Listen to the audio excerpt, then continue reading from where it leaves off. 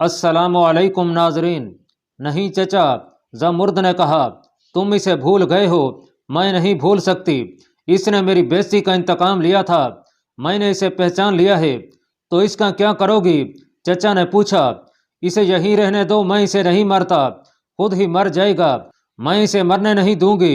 ज़मुर्द ने कहा, मेरी मदद करो चचा, क्या मुझे मरवाना चाहती हो? चचा ने कहा, किसी फौजी ने देख लिया कि हम एक अरबी की मदद कर रहे हैं तो वो इसके साथ हमें भी मार डालेगा। फिर तुम यहाँ से चले जाओ चचा। ज़मुर्द ने कहा। नाजरीन, पहले बयान हो चुका है कि मरकज़ जसर से थोड़ा ही अरसा पहले मसना बिन हारसा बार समा नाम की एक बस्ती में गए थे और फारस के फौजियों को बाहर निकाल दिया था। मसना ने बस्ती के लोगों से कहा था कि इन फौजियों में से किसी ने किसी औरत की आबरू रेजी की हो तो उसे पहचानो। कमोबेश 20 फौजियों को लोगों ने पहचान कर आगे कर दिया। मसना बिन हारसा ने एक फौजी को और आगे करके उसे घुटनों के बल बिठा दिया और लोगों से कहा कि इसने जिस औरत की आबरू रेजी की है वो औरत आगे आई। एक नुखीज लड़की अपने बाप के साथ आगे आई। मसना ने अपनी नियाम से तलवार निकाल कर लड़की को दी और फौजी की गर्दन झुकाकर इस लड़की से कहा कि वो इसकी गर्दन अपने हाथों से काट कर अपनी बेइज्जती का इंतकाम ले। लड़की की उम्र बमुश्किल 16 साल थी। उसने मसना के हाथ से तलवार लेकर फौजी की गर्दन पर रखी और दोनों हाथों से ऊपर उठाई, लेकिन लड़की के हाथ कांपने लगे और उसके भूले भाले चेहरे का रंग पीला पड़ गया। एक इंसान की गर्दन काटना तो दूर की बात है, इस लड़की ने कभी तलवार हाथ में नहीं ली थी। उसने तलवार नीची करके मसना की तरफ बढ़ा दी और रोने लगी। अचानक एक मुजाहिद जिसकी उम्र 20-22 साल थी दौड़ता हुआ आगे आया। उसने नारा लगाया, इस लड़की का इंतकाम मैं लूंगा। उसके हाथ में तलवार थी। उसने एक ही वार से फारसी फौजी का सर तन से जुदा कर दिया। फिर उसने लड़की के सर पर हाथ रख कर कहा, हम तुम्हारी इज्जत के मुहाफिज हैं। वो जिस तेजी से आया था उसी तेजी से वापस अपनी जगह पर जाकर खड़ा हो गया। लड़की उसे हैरत ज़दा नजरों से देखती रही। इसके बाद कमोबेश 20 फारसी फौजियों की गर्दनें काटी गईं। लोगों ने महवत से यह तमाशा देखा, लेकिन लड़की अरब के इसी नौजवान को देखती रही जिसने उसकी बेइज्जती का इंतकाम लिया था। नाजरीन, अरब का यह खुबरू नौजवान सुहेबुल कदर था और सुहेब सकफी के नाम से मशहूर हो गया था। वो अबू उबैद शहीद के कबीला बनु सकीफ में से था। उसकी शोहरत गैर मामूली शुजाअत की बदौलत थी। मरकज़ जसर जिसमें उसने शुजाअत के जौहर दिखाए थे, हाथियों के हुदों की रस्सियां काटने में वो पेश था। उसने 2 हाथियों के पेट तलवार से चाक कर दिए थे। सुहेब सकफी उस वक्त जख्मी हुआ था जब मसना अपने बचे खुचे मुजाहिदीन को मैदान जंग से निकालकर पुल से गुजार रहे थे। सुहेब सकफी अपने साथियों के साथ फारसियों को पुल से दूर रखने के लिए लड़ रहा था। उसे अपने साथियों की तरह जरा पीछे रहना चाहिए था, लेकिन वो बहुत आगे निकल गया था। एक फारसी की तलवार ने उसकी रान इस तरह काट दी कि तलवार गोश्त काटती हुई हड्डी के करीब जा रुकी। इसने फारसी को तो खत्म कर दिया, लेकिन खुद गिर पड़ा और एक घोड़े का पांव इसके टखने पर आ गया और वहां से खाल उतर गई। अभी मालूम नहीं था कि वहां से हड्डी टूटी थी या नहीं, लेकिन यह पांव जमीन पर टिकता नहीं था। इसने अपने लश्कर के 3000 मुजाहिदीन को दरिया तो पार करवा दिया था, लेकिन खुद वहां से ना निकल सका। जख्मों से खून तेजी से बह रहा था और जख्मी पांव जिस्म का बोझ लेता ही नहीं था। सुहेब एक दरख्त के नीचे जाकर गिर पड़ा और यूं दम साध लिया जैसे मर गया हो। फिर दोनों तरफ की फौजें चली गईं तो सुहेब ने करीब पड़ी हुई एक लाश की कमर के गिर्द लिपटा हुआ कपड़ा खोला जो आधी चादर के बराबर था और अपने जख्मों पर कसकर बांध लिया। उसने उठने की कोशिश की लेकिन खड़ा ना रह सका। जिस्म का खून खत्म हो रहा था। वो एक दरख्त के साथ पीठ लगाकर बैठ गया और मौत का इंतजार करने लगा। उसके होंठ अल्लाह ताला के कलाम के विरद में हिल रहे थे, लेकिन प्यास ने उसके जिस्म की सारी नमी चूस ली थी और हलक ऐसा खुश्क हुआ जैसे हलक में कांटे चुभ रहे हों। इसके असर से उसके होंठों की हरकत बंद हो गई थी और फिर उसे गशी के दौरे पड़ने लगे। उसने मौत को कबूल कर लिया था और यही उसके लिए बायस इत्मीनान और सुकून था, लेकिन जख्मों का दर्द उसे परेशान कर रहा था। फिर वो ऐसा बेहोश हुआ कि होश में आने का इम्कान ही खत्म हो गया। ज़मुर्द की मशल के शोले की तपिश थी जो इसे होश में ले आई थी और इसके पत्थर जैसे खुश्क होंठों से सिसकी निकली थी। पानी। ज़मुर्द ने उसे मरा हुआ समझकर मशल उसके चेहरे के इतनी करीब कर दी थी कि सुहेब सकफी ने चेहरा परे कर लिया था और पूरी तरह होश में आ गया था।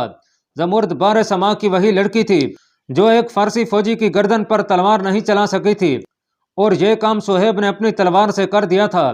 जितनी देर सुहेब वहां मौजूद रहा, ज़मुर्द उसी को देखती रही, और जब यह खुबरू अरब नौजवान वहां से चला गया तो ज़मुर्द उसे तसव्वुर में देखने लगी और ये पुरनूर चेहरा हर वक्त उसके सामने रहने लगा।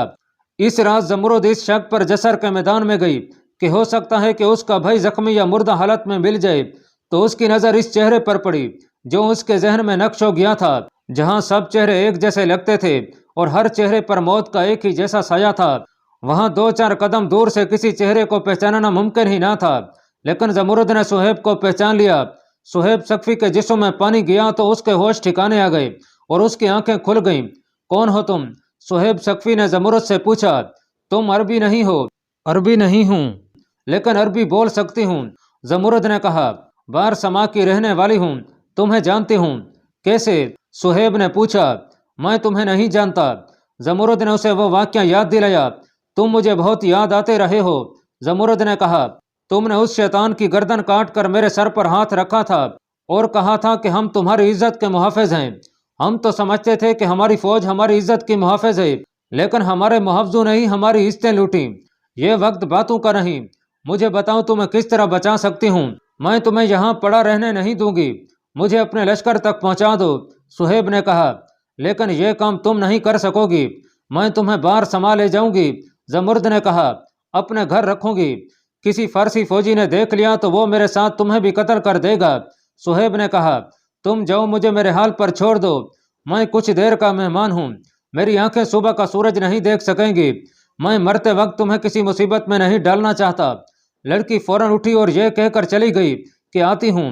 वो एक घोड़े पर सवार जल्द ही आ गई, कूद कर उतरी और सुहेब को उठाने की कोशिश करने लगी। हिम्मत करो, उठो, उसने कहा। एक बार घोड़े पर सवार हो जाओ, लेकिन बहुत जल्दी। ये मेरे चचा का घोड़ा है, वो यहीं कहीं घूमता फिरता होगा। उसने देख लिया तो बना बनाया काम बिगड़ जाएगा। ज़मरुद ने सुहेब को उठाकर इस तरह सहारा दिया कि उसका वजन अपने जिस्म पर डाल लिया। घोड़ा करीब ही खड़ा था। बड़ी ही मुश्किल से ज़मरुद ने सुहेब का पांव रकाब में रखा और उसके जिस्म को अपने कंधों और पीठ पर डालकर उसे घोड़े पर सवार कराया। सुहेब के लिए घोड़े की पीठ पर संभल कर बैठना महाल हो रहा था। मैं रास्ते में ही गिर पड़ूंगा, सुहेब ने ज़मरुद से कहा। मैं तुम्हें अकेला तो नहीं भेज रही, ज़मरुद ने कहा। मैं तुम्हारे साथ ही जाऊंगी। वो घोड़े पर सुहेब के पीछे सवार हो गई और उसे अपने बाजू में ले लिया। तुम घोड़े को काबू में रखना, ज़मरुद ने कहा। मैं तुम्हें काबू में रखूंगी। होश ठिकाने रखने की कोशिश करो। ये क्या हो रहा है? उन्हें एक ललकार सुनाई दी। ठहर जा ज़मरुद। ये ज़मरुद के चचा की आवाज़ थी जिसका घोड़ा था। वो उनकी तरफ दौड़ा आ रहा था। ये घोड़ा मेरे चचा का है, ज़मरुद ने कहा। वो आ रहा है, उसने घोड़े को ईड़ लगाकर कहा। जरा संभलो, पुल की तरफ। घोड़ा लाशों को रौंदता फलांगता कश्तियों के पुल पर जा पहुंचा। ज़मरुद ने मशल फेंक दी थी। ज़मरुद का चचा चीखता चिल्लाता रह गया और घोड़ा पुल पार कर गया। नाजरीन, फारस के दारुल हुकूमत मदैन में एक बड़ा पुरअसरार ड्रामा जमीन के नीचे नीचे चल रहा था और यह मलका फारस पुरान और रुस्तुम के गिर्द घूमता था।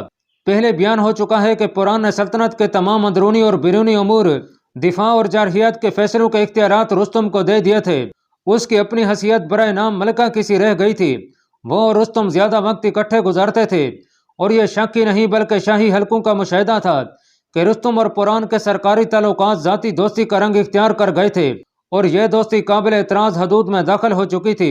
मदैन में फारस के 2 जर्नैल और भी थे, फिरोजान और मेहरान। वो भी बहमन जादविया के और जलीनूस के पाए के जर्नैल थे, लेकिन रुस्तुम उन्हें नज़रअंदाज करके बहमन जादविया और जलीनूस को ज्यादा अहमियत देता था। फिरोजान और मेहरान के दिलों में खलश परवरिश पा रही थी, जो उस वक्त उभर कर सामने आ गई जब रुस्तुम ने बहमन जादविया और जलीनूस को हाथी देकर मुसलमानों के खिलाफ भेज दिया। ये फौज मदैन से निकल गई तो रुस्तुम और पुरान जो कुछ दूर तक फौज के साथ गए थे वापस महल में आए। फिरोजान ने अपने एक आदमी से कहा कि रुस्तुम इधर उधर हो जाए तो इसे इतला दे। कुछ देर बाद उसे इतला मिली कि रुस्तुम चला गया है। फिरोजान बगैर इतला पुरान के कमरे में चला गया। मलका फारस को मेरी ये जुरत अच्छी तो ना लगी होगी कि मैं इतला बगैर अंदर आ गया हूँ, फिरोजान ने कहा। बैठो फिरोजान, मलका फारस पुरान ने कहा। तुम्हारा बगैर इतला अंदर आ जाना तो इतना बुरा नहीं लगा। मुझ तक कुछ ऐसी बातें पहुंची हैं जो मुझे और रुस्तुम को बहुत बुरी लगी हैं। इससे पहले कि मैं वो बातें पूछूं जो मलका आलिया को बुरी लगी हैं, फिरोजान ने कहा, मैं ये पूछना जरूरी समझता हूँ कि रुस्तुम कौन है। क्या वो शाही खानदान का फर्द है? क्या वो किसरा की नस्ल से है? वो मेरे और महरान जैसा एक जर्नैल है। क्या तुम ये नहीं जानते कि मैंने उसे इख्तियारात दे दिए हैं? पुरान ने कहा। اور کیا تم نہیں جانتے کہ میں نے یہ فیصلہ سلطنت کی سلامتی اور بقا کے لیے کیا ہے؟ میں اس روز اپنے آپ کو ملکہ فارس سمجھوں گی جس روز میرے کانوں میں یہ خبر پڑے گی کہ اب کوئی زندہ مسلمان فارس کی سرزمین پر نہیں رہا اور فارس کے کھوئے ہوئے علاقے واپس لے لیے گئے ہیں۔ ملکہ فارس فیروزان نے کہا، اگر آپ کے اور رستم کے انداز و اطوار یہی رہے تو وہ دن کبھی نہیں آئے گا۔ فیروزان پوران نے کہا، معلوم ہوتا ہے تمہارے دل میں رستم کے خلاف ذاتی اناد پیدا ہو گیا ہے۔ نہیں ملکہ عالیہ، فیروزان نے کہا، بات اگر اناد کی ہے تو اناد رستم کے دل میں پیدا ہوا ہے۔ اسے بہمن جادیہ اور جلینوس کے سوا اور کوئی جرنیل نظر آتا ہی نہیں۔ یہ دونوں شکست خوردہ جرنیل ہیں، دونوں صرف پسپا ہی نہیں ہوئے بلکہ اپنی فوج کا ساتھ چھوڑ کر بھاگ آنے والے جرنیل ہیں۔ میں تمہاری شکایت سمجھ گئی ہوں فیروزان، آپ کچھ نہیں سمجھ رہی ملکہ عالیہ۔ فیروزان نے کہا، آپ بھول گئی ہیں کہ فارس کے تخت و تاج پر شاہی خاندان میں کس قدر قتل و غارت ہو چکی ہے۔ اس تخت پر جو بھی بیٹھا وہ قتل ہو گیا۔ میں جانتا ہوں کہ آپ نے رستم کو ساتھ لے کر تخت و تاج کو فوج کا تحفظ دلایا ہے، لیکن آپ نے رستم پر اندھا اعتماد کر کے اچھا نہیں کیا اور پھر اس کے ساتھ ذاتی دوستی پیدا کر کے اور زیادہ برا کیا ہے۔ ملکہ عالیہ، میرے دل میں فارس کی محبت اور درد ہے، میری وفاداری فارس کے ساتھ ہے، آپ کے ساتھ نہیں۔ میں یہ کہنے میں ذرا سا بھی نہیں ڈروں گا کہ رستم پر آپ کے جوانی اور حسن کا نشہ طاری ہو گیا ہے۔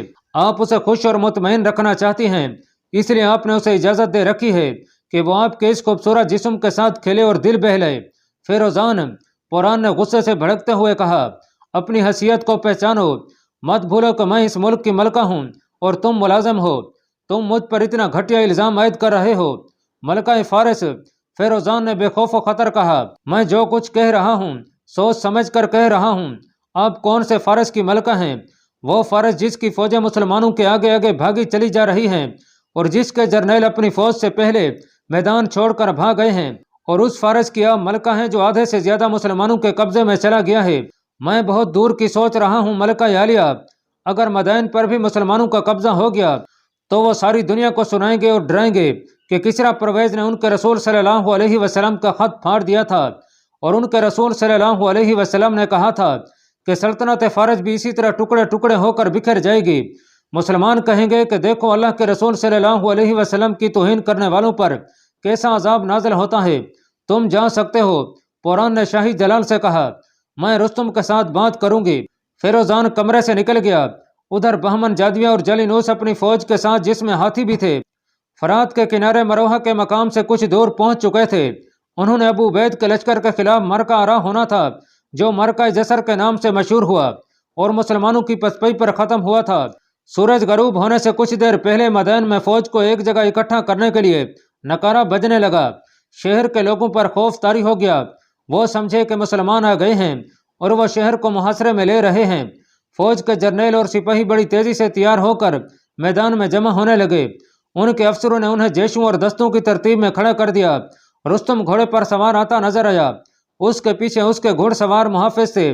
رستم فوج کے اجتماع کے سامنے رکا اور فوج پر نظر دوڑائی۔ فوج پر سناٹا طاری ہو گیا۔ کیا تم دیکھ نہیں رہے کہ فارس پر کتنا برا وقت آن پڑا ہے؟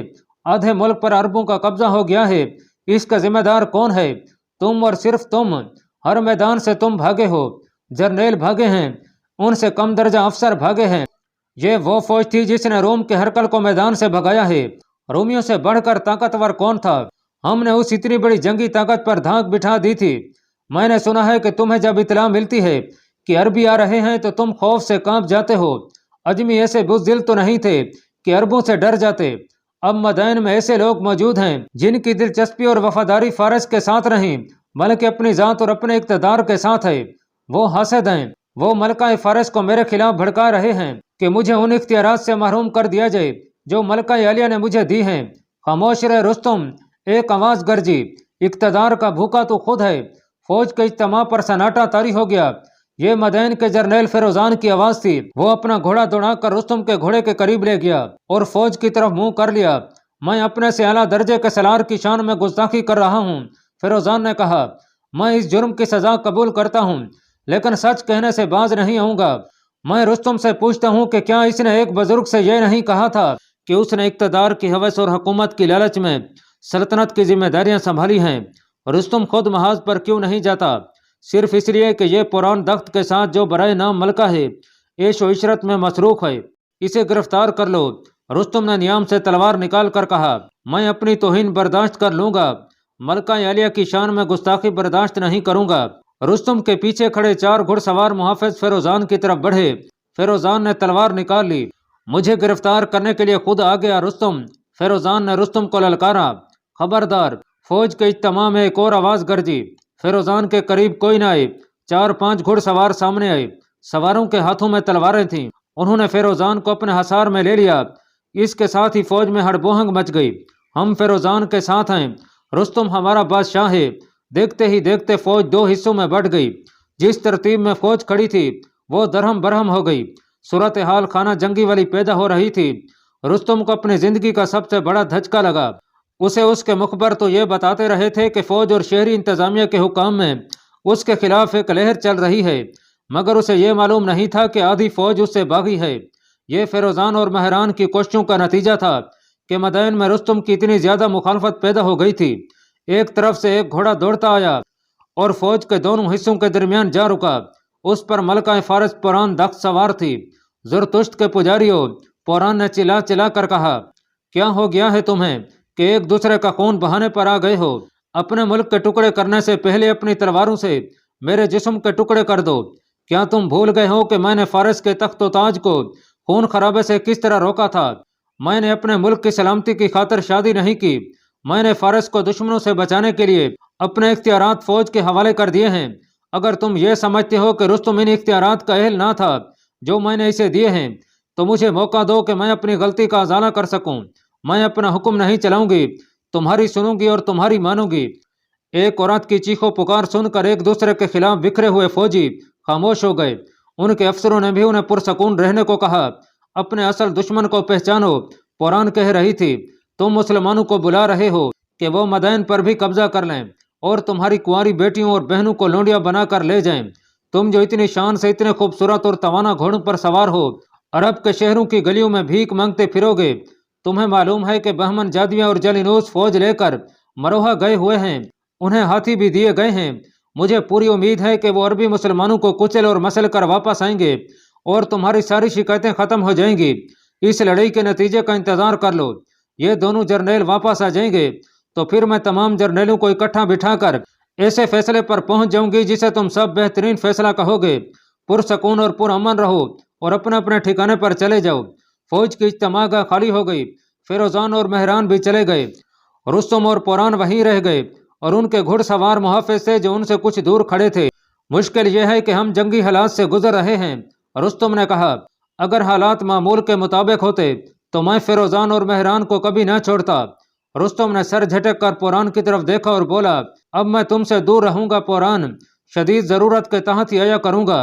मुझे तवक्को नहीं थी कि हमारे हालात इतने ज्यादा बिगड़ गए हैं। पुरान ने कहा, इसे जाती मसला ना बना लेना रुस्तम। जिस वक्त फिरोजान और रुस्तम आमने सामने आ गए और फौज 2 हिस्सों में बढ़ गई, उस वक्त एक घुड़सवार मदैन से निकला और मरोहा की तरफ रुख करके उसने घोड़े को ईड़ लगा दी। वो बहमन जादविया का मुखबर था। बहमन जादविया का मुखबर उस दिन और उस वक्त उसके पास पहुंचा जब फारस की फौज मुसलमानों को बहुत बुरी शिकस्त दे चुकी थी और मसना बिन हारसा अपने बचे कुचे मुजाहिदीन को कश्तियों के पुल से दरिया पार करवा रहे थे। मदैन का सवार उसके सामने जा रुका और घोड़े से कूद कर उतरा। तुम्हारा चेहरा बता रहा है कि तुम कोई अच्छी खबर नहीं ले, बहमन जादविया ने कहा। यकीनन अच्छी नहीं। सवार ने हाँफते हुए और बड़ी तेजी से बोलते हुए उसे यह बताया कि मदैन में क्या हुआ है। बहमन जादिया और जलिनूस के चेहरों के रंग उड़ गए। मालूम नहीं अब तक वहां क्या हो चुका होगा। सवार ने कहा, मैं फौज को 2 हिस्सों में बटा हुआ और एक दूसरे को ललकारता हुआ छोड़ आया हूँ। बहमन जादिया और जलिनूस अपने दस्तों के साथ इंतहाई रफ्तार से मदैन पहुंचे। उन्होंने फौज को फारिग कर दिया और खुद रुस्तम के पास गए। फिरोजान और महरान को भी बुला लिया और सब पुरान दख्त के यहाँ गए। हमने फरात के किनारे अरबों को जिस तरह काटा है वो जाकर देखें। बहमन जादिया ने सबको बताया। उनके लश्कर का बमुश्किल तीसरा हिस्सा बचकर भागा है। अगर हमें मदैन की इतला ना मिलती तो हम उन भागने वालों को भी वहीं रखते। जरा गौर करो और फिर शर्म करो कि हम मुसलमानों को इतनी जबरदस्त शिकस्त दे रहे हैं और तुम लोग यहाँ एक दूसरे के खिलाफ तलवारें निकाल रहे हो। मुसलमानों की पसपाई शुरू हो चुकी है। अब हम उन्हें हर जगह से भगाएंगे। अगर तुमने आपस में ही लड़ना शुरू कर दिया तो मदैन भी मुसलमानों को दे बैठोगे। چونکہ بہمن جدیہ نے مسلمانوں کی شکست کی خوشخبری پہلے ہی سنا دی تھی، اس لیے فضا میں جو تلخی اور کدورت تھی وہ بہت کم ہو گئی تھی۔ ملکہ فارس رستم اور دوسرے جرنیلوں کے کانوں میں پہلی بار یہ آواز پڑی کہ مسلمانوں کو کسی میدان میں شکست دی گئی ہے۔ اللہ پاک کمی بیشی معاف فرمائے۔ اللہ آپ کا حامی و ناصر ہو، آمین۔